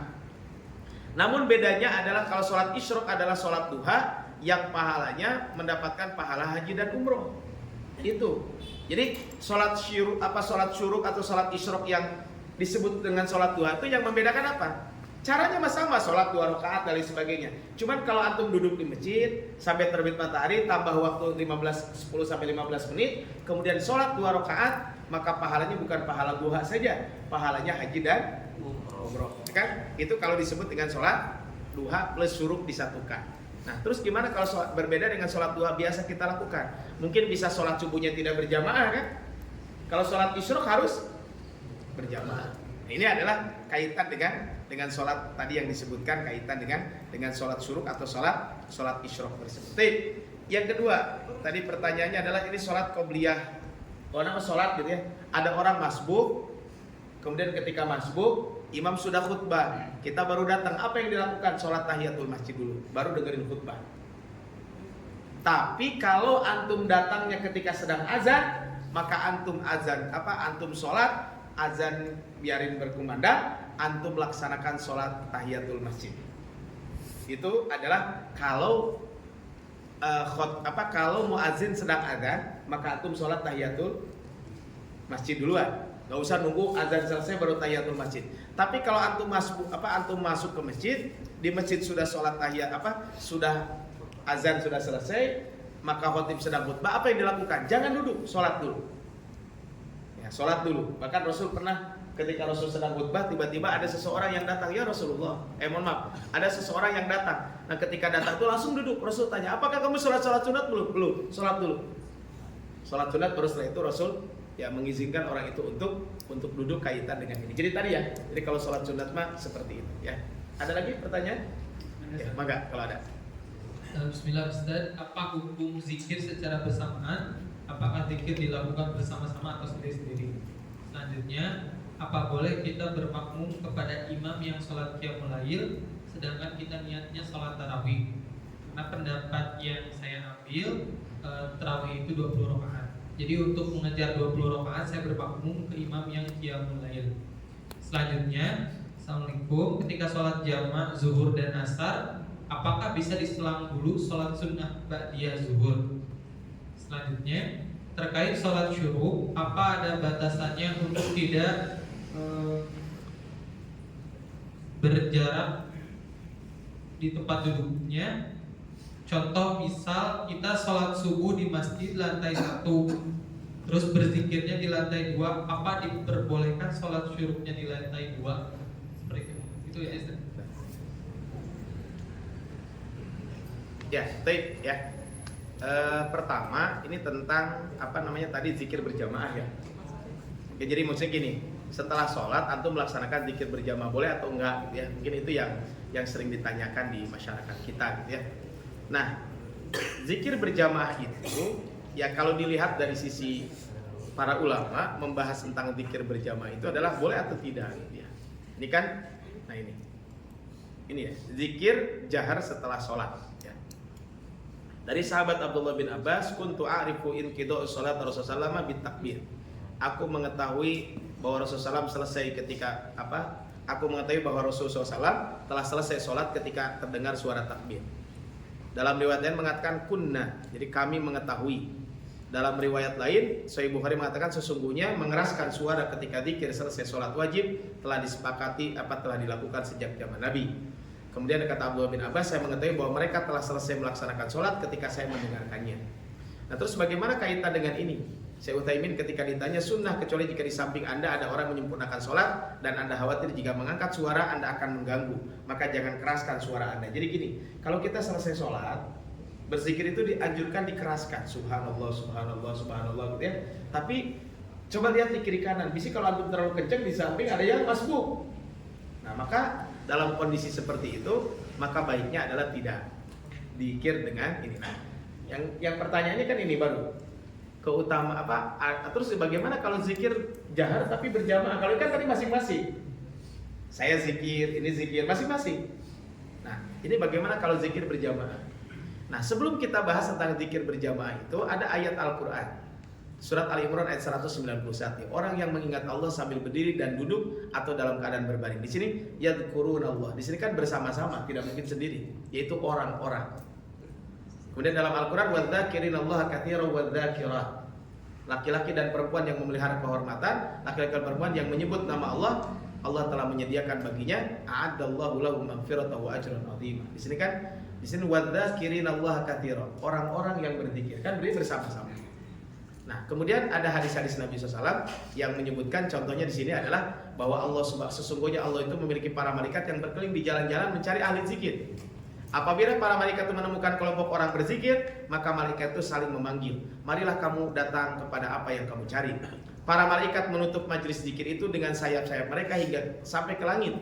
Tuhan mereka bertanya kepada mereka, padahal Allah Maha tahu apa yang dikatakan hambaku. Malaikat menjawab, mereka bertasbih mensucikanmu, bertakbir mengagungkanmu, bertahmid memujimu, dan memuliakanmu, dan seterusnya. Artinya ini kan dilakukan secara bersama-sama.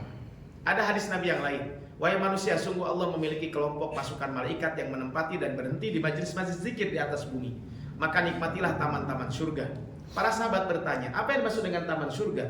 Majalisud dzikri, yaitu majelis-majelis zikir. Maka pergilah bertenanglah dalam zikir kepada Allah dan jadikanlah dari diri kamu berzikir mengingat Allah. Nah, ini hadis sahih dengan sanad yang hadis sahihul isnad. Hadis ini secara sanadnya sahih. Dan hadis yang ketiga, apabila kalian lewat di taman surga, maka farta'u, maka nikmatilah. Para sahabat bertanya, wa mariyadul jannah, hilaqatul dzikri. Nah, ini di antara hadis-hadis yang disampaikan. Nah, taib. Yang jadi pertanyaan adalah tadi, bagaimana ini dalil-dalilnya sangat banyak. Nah, cuman masalahnya bagaimana hukumnya kalau zikir itu berjamaah, dijaharkan setelah sholat? Nah, ini kata Imam As-Suyuti ketika ditujukan kepada Muslim tentang kebiasaan kalangan tasawuf membuat lingkaran zikir dan berzikir jahar di masjid-masjid serta mengeraskan suara ketika bertahlil. Apakah itu termasuk makruh atau tidak? Apa jawab Imam Suyuti? Perbuatan itu tidak makruh. Terdapat beberapa hadis yang menganjurkan zikir jahar dan hadis-hadis itu mengajarkan zikir sir. Jadi ada zikir jahar, ada zikir sir. Jadi kata Imam Suyuti nggak masalah. Kemudian juga Syekh Abdul Wahab Asy-Sya'rani mengatakan bahwa para ulama sepakat bahwa wajib bagi yang murid menjaharkan zikir dengan kekuatan yang sempurna hingga tidak ada luang, melainkan bergetar di atas kepala hingga jari jemari kedua kakinya. Nah, ini adalah bagaimana dengan ada perintahkan kalau zikir disirkan. Nah, ini adalah ada ayat takbir, para ulama kemudian mentafsirkan kaitan dengan hadis-hadis tersebut. Nah, intinya adalah memang tadi ya kalau berzikir tadi dijaharkan, para ulama sepakat dianjurkan dijaharkan masing-masing. Terus kalau berjamaah gimana? Ya tadi mengambil kesimpulan dari hadis-hadis tadi, boleh juga kita berzikir secara berjamaah. Itu yang mungkin saya sampaikannya kaitan dengan berzikir secara berjamaah itu. Itu yang pertama. Yang kedua, sholat syuruknya. Sholat syuruk. Nah, memang gini. Kan coba lihat di sini kaitan dengan sholat syuruk. Ya, saya lewat dulu sholat syuruk. Sholat syuruk dulu ya. Coba lihat di sini. Siapa yang sholat subuh berjamaah kemudian duduk mengingat Allah sampai terbit matahari. Nah, kata duduk mengingat Allah ini boleh nggak kita pindah tempat? Contohnya gini, ini masjid, di atas juga masjid kan? Boleh nggak kalau kita pindah tempat? Nggak usah di situ lah. Antum sholat di sini, pindah ke sebelah sana, boleh nggak? Dari hadis ini tidak boleh. Jadi pemahaman hadis ini, kemudian dia duduk mengingat Allah. Artinya sholat berjamaah pun dia duduk mengingat Allah. Jadi nggak usah pindah di situ. Tapi kan itu memberatkan. Tapi ulama lain mengatakan nggak apa-apa, pindah aja. Yang penting selama itu di masjid. Ke lantai 2 gimana? Ya mangga aja ke lantai 2 juga. Cuman ke lantai 2-nya jangan sampai muter dulu kemana gitu ya. Ya kayak ini kan lantai 2 kan langsung ya nggak apa-apa gitu ya. Seperti gini, kalau di bawah mungkin saya sedang murojaah gitu ya. Kalau di bawah mungkin nggak bisa murojaah. Kenapa? Karena ada macam-macam orang. Nah kalau di atas mungkin saya bisa lebih sendiri dan lain sebagainya. Itu adalah kaitan dengan sholat syuruk. Ada yang pertanyaan tadi yang kelewat 2 lagi ya? Ketika sholat jamaah zuhur dan asar, apakah bisa diselam dulu sholat sunnah ba'da zuhur? Ya. Terus ada lagi? apa boleh kita bermakmum kepada imam yang sholat qiyamul lail sedangkan kita niatnya sholat tarawih? Karena pendapat yang saya ambil tarawih itu 20 rakaat. Jadi untuk mengejar 20 rakaat saya bermakmum ke imam yang qiyamul lail. Oke, ya ini kalau sholat jamaah ya. Kalau kita sholat jamaah, boleh nggak kita diselang dulu dengan ba'diyah? Zuhur, ya jamaah zuhur dan asar. Ba'diyah dulu baru asar. Nggak boleh, karena jamaah itu harus nyambung. Nah, yang jadi perbedaan di kalangan para ulama adalah bagaimana kalau sholat ba'diyahnya nanti setelah selesai asar, boleh nggak? Contohnya gini, saya sholat maghrib dan isya di jamaah, mau takdim atau takhir terlepas lah gitu ya. Saya jamaah takdim, saya jamaah takhir. Nah, kemudian kan bagaimana kalau saya ingin melaksanakan ba'diyah? Silahkan, tapi laksanakan ba'diyah nanti setelah sholat yang kedua. Tapi kan disebutkan orang yang wajib aja di jamaah, kenapa kita sholat sunat gitu kan, seperti itu. Makanya di dalam safar ketika kita perjalanan itu, maka ada keringanan kita untuk tidak sholat sunnah. Makanya dalam sebuah idza maridul abdu aw safar, apabila seorang hamba sakit atau musafir, maka dia kutiba lahu misla ma ya'malu muqiman sahiha, maka dia akan dicatat seperti orang mukim dan orang yang sedang sehat. Maksudnya gini, kalau kita sedang safar, kemudian ketika safar itu kita tidak sholat sunnah, tapi ketika mukim kita biasa sholat sunnah, maka walaupun tidak melaksanakan, itu akan dicatat tetap melaksanakan sholat sunnah. Jadi contohnya antum sedang dinas keluar kota, tapi antum setiap hari Kamis, kedua dan keempat, atau mungkin ada program pengajian kelompok di grup masing-masing, antum sedang dinas keluar kota, tidak bisa ikut pengajian, insya Allah pahalanya tetap dapat. Asal apa? Kita komitmen menjalankan kebaikan ketika sedang mukim dan ketika sedang sehat. Itu ya. Jadi makanya kalau mau dilaksanakan bukan di jeda, tapi di ujung ya, dilaksanakannya itu ya. Kemudian bagaimana sholat tarawih dan qiyamul lail? Nah, sebenarnya sholat tarawih dan qiyamul lail itu sebagian ulama eta-eta keneh gitu. Kan ini mungkin bagaimana kalau saya pingin tarawihnya 23 gitu ya. Tapi ini di tarawih di masjid cuma 11. Terus nanti digabung dengan qiyamul lail, boleh-boleh aja silakan. Itu sama-sama sholat sunat, nggak ada masalah. Cuman imamnya sholatnya qiyamul lail, saya mah sholatnya tarawih gitu ya, akan aja gitu ya. Itu mah boleh-boleh saja. Karena sebagian ulama mengatakan bahwa sholat qiyamul lail itu ya sholat tarawih ya. Tarawih itu ya qiyamul lail gitu ya. Cuman kan sebagian ada yang membedakan tuh begini. Kalau qiyamul lail itu qiyamul lail itu adalah ibadah di malam hari. Antum bisa sholat, bisa tahajud, bisa witir dan baca Quran. Dilakukan di malam hari. Itu namanya qiyamul lail. Kalau sholat tahajud, sholat yang dilakukan antum tidur dulu baru tahajud. Kalau sholat tarawih, sholat yang dilakukan ba'da isya ya, di bulan Ramadan. Sholat sunnah itu kan ba'da isya di bulan Ramadan. Itu kan disebut dengan tarawih. Nah, saya bermakmum, saya pingin tarawihnya 23 tapi ini 11. Ya udah ikut aja di situ. Kemudian nanti ya kalau memang nggak ada sholat, kan qiyamul lail mungkin adanya di 10 hari terakhir.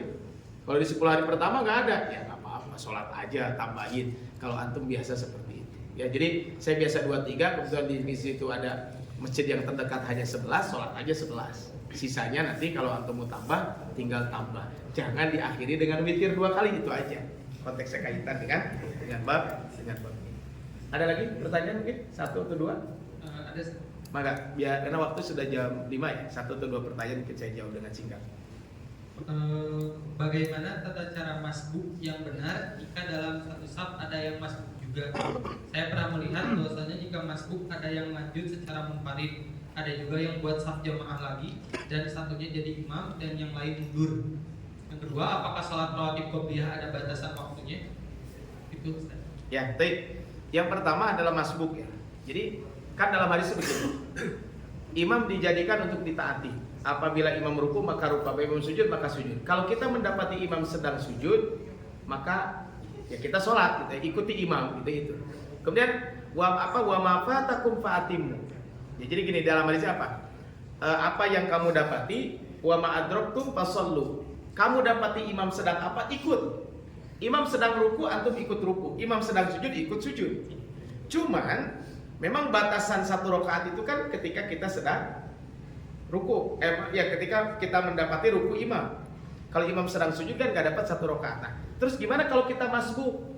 Maka dalam hadis wa ma fatakum fa'atimu.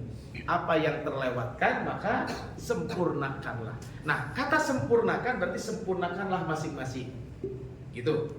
Tapi ada riwayat sebagian memahami riwayat ini. Ya, walau saya di negara lain belum lihat karena yang sering lihat itu ya di daerah Bandung sebenarnya. Ya, di daerah Bandung gitu ya.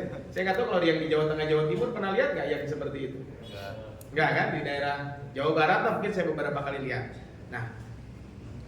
Nah, maksudnya gini kan, ada saya baca di beberapa tulisan, di beberapa ada yang mengatakan boleh jadi semacam makmum bersambung gitu ya, makmum bersambung itu, maka sebenarnya hadisnya ini tidak ada hadis secara khusus. Kalau kamu beres sholat maka majulah satu orang, mundurlah satu orang, nggak ada seperti itu. Cuman hadisnya apa? Wa ma fatakum fa'atimu. Cuman ada hadis Rasul pernah sholat bersama sahabat, masbuk. Kemudian Rasul berdiri, sahabat juga berdiri. Kemudian kami ruku. Nah, kata-kata kami ruku itulah dipahami, oh berarti kita maju. Jadi yang satu maju, satu mundur. Ini jadi imam, jadi makmum. Oke, kalau masjidnya sebesar ini, kalau di Masjidil Haram gimana? Yang masjidnya besar. Atau di Masjid Al-Jabar. Nah, ini kan dalam konteks praktik juga agak. Ya, tapi kan itu mah mangga. Saya bukan ngomong, oh berarti nggak boleh. Ya mangga aja silahkan. Kalau antum mau mundur ya mundur, kalau enggak ya udah, jangan saling menyalahkan. Kenapa? Karena kita berjamaahnya dengan imam itu sudah selesai, gitu ya. Nah, batasan qobliyah kapan? Sampai kapan? Batasan qobliyah itu sebelum antum sholat. Contoh gini, saya datang ke masjid, kemudian contohnya karena ketiduran di masjid, di rumah contohnya, adzan sekarang setengah 12, saya tertidur jam 11, bangun jam 12, di masjid udah selesai. Maka apa? Ya udah saya sholat sunat dulu, kemudian setelah itu sholat wajib. Itu nggak apa-apa. Tapi kalau di situ sudah ada berjamaah ya tinggalkan aja sholat qobliyahnya. Gitu ya. Nah, boleh nggak qobliyahnya di tanda petik punten di qadha? Nah, ini sebenarnya di sini ada ungkapan begini. Boleh nggak sholat qobliyah itu di qadha? Ini adalah kalau kita berbicara tentang qadha sholat sholat qobliyah dan sholat qobliyah ya. Waktu teraran sholat sunat, di sini ada sholat sunat. Nah, ini dari sisi qadha ya. Sholat sunat yang jumlahnya ya tadi sekitar 33 ini, ada nggak? Ada juga termasuk sholat sunat yang tidak dianjurkan untuk diqadha jika terlewatkan. Di antara sholat sunat yang termasuk dianjurkan diqadha adalah sholat rawatib. Jadi sholat rawatib itu boleh diqadha. Maksudnya begini diqadha itu. Kalau antum terbiasa sholat qobliyah subuh, siap hari antum tuh qobliyah subuh, qadarullah kesiangan, contohnya pas satu waktu karena kelelahan atau antum ke kamar mandi kelamaan gitu ya, karena ya mungkin sakit perut, pas ke masjid sudah sholat subuh, maka tidak boleh kita sholat qobliyah, maka ikut imam. Nah, kemudian beres sholat kita sholat qobliyah. Itu kan ini adalah Rasul pernah satu hari beliau melaksanakan sholat qobliyah, tapi dilaksanakan setelah sholat zuhur. Jadi qobliyah zuhur, tapi Rasul menjalankannya setelah sholat zuhur. Jadi ini adalah sebagian yang mengatakan yaitu batasnya. Terus kalau ba'diyah sampai kapan batasnya? Kan kalau qobliyah sampai kita sholat. Jadi kalau antum datang ke masjid terlambat, contohnya nggak ada orang, nggak ada yang ditunggu, udah antum qobliyah aja dulu. Mudah-mudahan nanti ada orang yang datang. Saya itu antum sholat bareng, gitu ya. Nah, kalau ba'diyah kapan batasnya? Ba'diyah itu batasnya sampai datang sholat berikutnya. Jadi kalau antum sholat zuhur, contohnya habis zuhur zikir, cina lapar, terkuat, makan aja dulu. Habis makan, ba'diyah boleh.